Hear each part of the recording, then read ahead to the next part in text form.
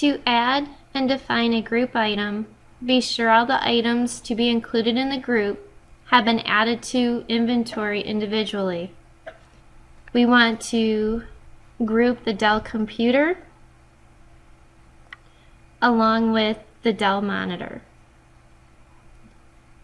So we can see that those are in inventory. We will choose Add from the item list. Enter a descriptive name for the group in the item name field. Dell Computer Bundle. In the item type, choose Group. For the department, we will choose the Dell Computer. We will copy and paste the item description. The size will enter 20-inch. Black. The price is $1,000. You cannot enter a quantity or cost information for a group. These values are not tracked for a group item. We did enter a regular price for the group. If you do not enter a price now, it will be auto-filled as a sum of the group item prices upon saving the group. You can edit the group price later if needed. You can choose whether it's taxable or non-taxable.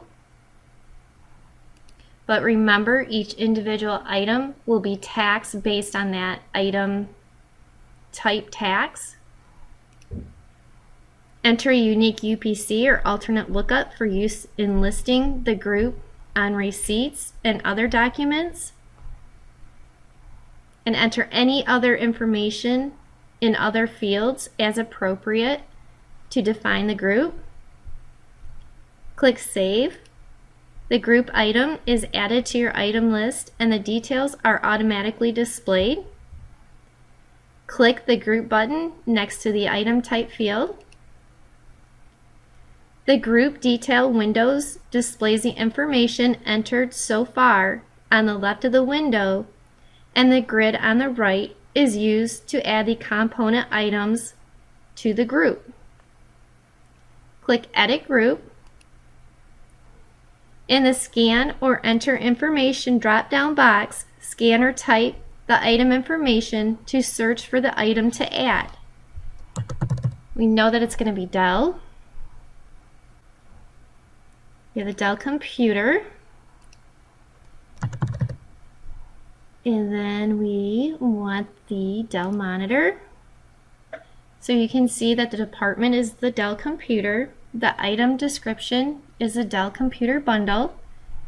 Here's a regular price. You can change this price, or you can leave it blank if you wanted to select the price listed on the right hand side. Click Save. You'll get a confirmation that you've modified components of the assembly group which may affect the price of the assembled group.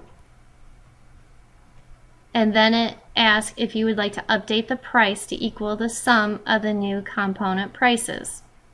We're going to select Yes. Only headquarters can define group items, but all stores can sell group items. Once defined, you can enter all the items included in a group on a sales receipt or other document by entering the group identifier, which is either the UPC, the alternate lookup, or the item number. A group item cannot be a component of a second group. All other item types are allowed in the group. The component items are displayed on the group item form for reference. And that completes our demonstration on how to add a group item. Thank you for watching my video. Please subscribe and click on the bell to be notified when I make another video about point of sale. Thank you, everybody.